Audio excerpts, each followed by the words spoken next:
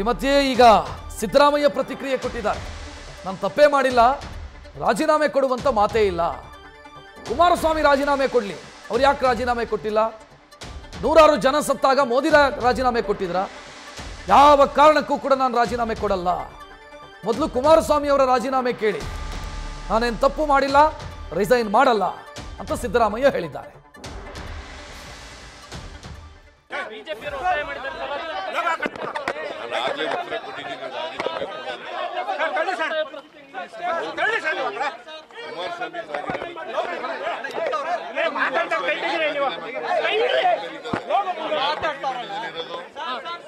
ಯಾರು ಮಂತ್ರಿಮಂಡಲದಲ್ಲಿ ಯಾವ ಸರ್ಕಾರದಲ್ಲಿ ಇರೋದ್ರೆ ಕುಮಾರಸ್ವಾಮಿ ಯಾವ ಮಂತ್ರಿಮಂಡಲದಲ್ಲಿ ಇರೋದು? ಕೇಂದ್ರ ಸರ್ಕಾರದಲ್ಲಿ ಯಾರು ಮುಖ್ಯ ಪ್ರಧಾನಮಂತ್ರಿಗಳು? ಯಾರ ಪಕ್ಷದ ಯಾವ ಪಕ್ಷ ಸರ್ಕಾರ ಅವ್ರು ಕೊಡ್ಬೇಕಲ್ಲ ಮೊದಲು.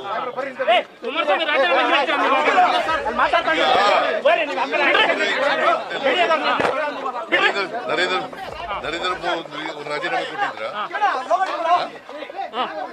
ನರೇಂದ್ರ ಮೋದಿ ಅವರು ರಾಜೀನಾಮೆ ಕೊಟ್ಟಿದ್ರು.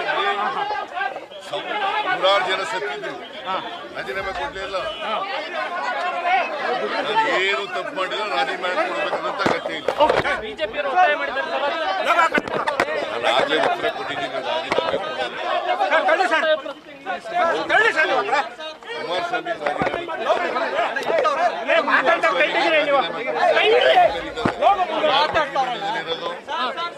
ಯಾರು ಮಂತ್ರಿಮಂಡಲದಲ್ಲಿ ಯಾವ ಸರ್ಕಾರದಲ್ಲಿ ಇರೋದ್ರೆ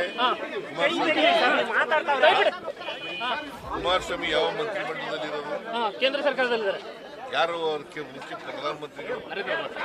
ಯಾರ ಪಕ್ಷದ ಯಾವ ಪಕ್ಷ ಸರ್ಕಾರ ಅವ್ರು ಕೊಡ್ಬೇಕಲ್ಲ ಮೊದಲು.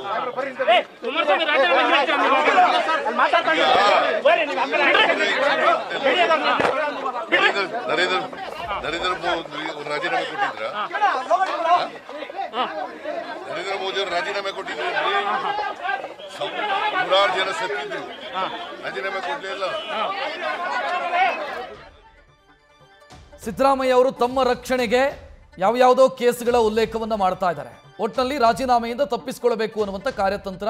ಸೊ ಅದನ್ನ ಸಿದ್ದರಾಮಯ್ಯ ಪ್ರಯೋಗಿಸ್ತಾ ಇದ್ದಾರೆ. ಕುಮಾರಸ್ವಾಮಿ ರಾಜೀನಾಮೆ ಯಾಕೆ ಕೊಟ್ಟಿಲ್ಲ? ನರೇಂದ್ರ ಮೋದಿ ಗೋದ್ರೋತ್ತರ ಹತ್ಯಾಕಾಂಡದ ಗಲಭೆ ಏನಾಯಿತು? ಆ ಸಂದರ್ಭದಲ್ಲಿ ಅವರು ತನಿಖೆ ಎದುರಿಸಿದ್ರಲ್ವ, ರಾಜೀನಾಮೆ ಯಾಕೆ ಕೊಟ್ಟಿಲ್ಲ? ಸೊ ಆಪಲ್ ಅನ್ನ ಆರೆಂಜ್ ಜೊತೆ ಕಂಪೇರ್ ಮಾಡುವಂಥ ಕೆಲಸವನ್ನ ಸಿದ್ದರಾಮಯ್ಯ ಆ ಮೂಲಕ ಮಾಡ್ತಾ ಇದ್ದಾರೆ. ಅಂದರೆ ತನ್ನನ್ನು ತಾನು ರಕ್ಷಣೆ ಮಾಡೋದಕ್ಕೆ ಹಳೆ ಕೇಸುಗಳನ್ನು ಉಲ್ಲೇಖಿಸೋದು, ಅವ್ರು ಯಾಕೆ ರಾಜೀನಾಮೆ ಕೊಟ್ಟಿಲ್ಲ ಅಂತ ಕೇಳೋದು. ಸೊ ಇದನ್ನ ಸಿದ್ದರಾಮಯ್ಯ ಮೊನ್ನೆಯಿಂದಲೂ ಮಾಡ್ತಿದ್ದಾರೆ, ಇವತ್ತು ಕೂಡ ಅದು ಕಂಟಿನ್ಯೂ ಆಗ್ತಾ ಇದೆ.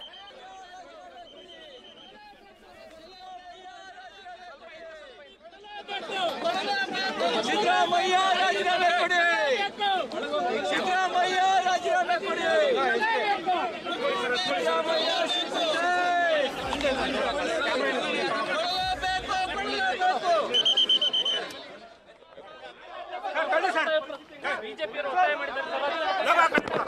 ನಾನು ಆಗ್ಲೇ ಉತ್ತರ ಕೊಟ್ಟಿದ್ದೀನಿ. ಕುಮಾರಸ್ವಾಮಿ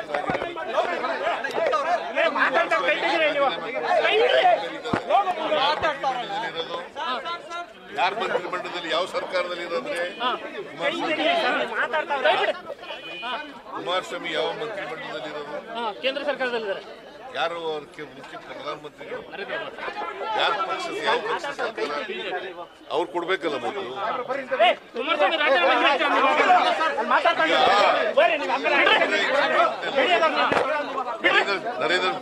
ನರೇಂದ್ರ ಮೋದಿ ಅವರು ರಾಜೀನಾಮೆ ಕೊಟ್ಟಿದ್ರ?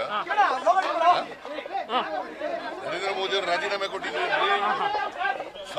ನೂರಾರು ಜನ ಸತ್ತಿದ್ರು, ರಾಜೀನಾಮೆ ಕೊಡ್ಲಿಲ್ಲ. ಸಿದ್ದರಾಮಯ್ಯ ಅವರು ತಮ್ಮ ರಕ್ಷಣೆಗೆ ಹಳೆ ಕೇಸುಗಳನ್ನು ಬಳಸ್ತಾ ಇರೋದನ್ನ ಗಮನಿಸ್ತಾ ಇದ್ದೀರಿ. ಬಟ್ ಸಿದ್ದರಾಮಯ್ಯ ಅವರ ರಾಜೀನಾಮೆಯನ್ನ ಬಿಜೆಪಿ ನಾಯಕರು ಕೇಳುವಾಗ ಒಂದಿಷ್ಟು ವಿಚಾರಗಳನ್ನು ಪ್ರಸ್ತಾಪ ಮಾಡ್ತಿದ್ದಾರೆ. 2011ರಲ್ಲಿ ಸಿದ್ದರಾಮಯ್ಯ ಏನು ಮಾತನಾಡಿದ್ರು ಯಡಿಯೂರಪ್ಪ ಅವರ ವಿಚಾರದಲ್ಲಿ? ರಾಜೀನಾಮೆ ಕೇಳಿದ್ರು, ರಾಜೀನಾಮೆ ಕೊಡಿ ಅಂತ ಹೇಳಿದ್ರು. 2020ರಲ್ಲಿ ಏನು ಹೇಳಿದ್ರು ಸಿದ್ದರಾಮಯ್ಯ? ಆಗ್ಲೂ ರಾಜೀನಾಮೆ ಕೇಳಿದ್ರು, ರಾಜೀನಾಮೆಯನ್ನು ಕೊಟ್ಟು ತನಿಖೆಯನ್ನು ಎದುರಿಸಿ ಅಂತ ಹೇಳಿದ್ರು.